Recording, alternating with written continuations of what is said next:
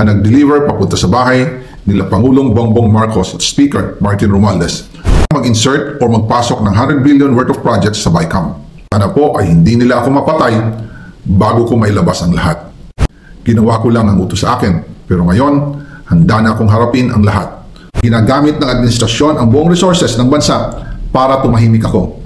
That he will shoot me if I will talk. Gagamitin ako bilang panakipbutas sa kanilang kampanya laban sa korupsyon. Hindi na ako mananahimik, ilalabas ko ang lahat ng katotohanan. May resibo, may ebidensya, at may pangalan. Para sa bawat Pilipino, alam ko na buo ang galit ninyo sa akin ngayon. Nauunawaan ko rin kung bakit. Lalo na at malaki ang halagang nakataya. Pero bago kayo humusga, hayaan ninyong ipaliwanag ko ang buong katotohanan. Matagal akong hindi nagsalita dahil may direktang utos sa akin. Huwag nang bumalik ng Pilipinas at manahimik na lamang. Umalis ako noong July 19, 2025 para sa aking medical check-up. Nakaplanong bumalik pagkatapos ng SONA ni Pangulo. Pero habang papauwi na ako, tinawagan ako ni dating Speaker Martin Romualdez at sinabihan, "Stay out of the country. You will be well taken care of as instructed by the President." Noon naniniwala pa ako sa kanila, kaya't hindi ako bumalik. Tumikom ang aking bibig, sumunod ako, pero ang hindi ko alam, ang ibig pala nilang sabihin sa aalagaan ka namin ay gagamitin ako bilang panakipbutas sa kanilang kampanya laban sa korupsyon.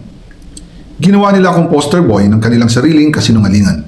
Ngayon, hindi na ako mananahimik, ilalabas ko ang lahat ng katotohanan. May resibo, may ebidensya, at may pangalan. Nagsimula ito nung tumawag si Sekmina Pangandaman sa akin nung nag-umpisa ang BICAM process last year, 2024. Ang sabi niya, katatapos lang ng meeting nila ni Pangulo at may instructions na mag-insert o magpasok ng 100 billion worth of projects sa BICAM. At sinabi pa ni Sekmina, you can confirm with Yusek Adrian Bersamin dahil magkasama sila sa meeting ni Pangulong BBM noong araw na yon. Tinawagan ko po agad si Yusek Adrian Bersamin at tinanong ko kung may instruction na ba ang Pangulo na magpasok ng 100 billion during their meeting. Ang sabi niya ay totoo nga po. Right after our conversation, tinawagan ko po si dating Speaker Martin Romualdez at nireport ko ang instructions ng Presidente to insert the 100 billion projects. At sinabi niya sa akin, what the President wants, he gets. After ng ilang araw, nag-set po ng meeting si Sekmina Pangandaman at Yusek Adrian Bersamin sa amin ni dating Speaker Martin Romualdez sa Aguado Building in front of Gate 4 ng Malacanang at nandoon din po si Yusek Jojo Cadiz. During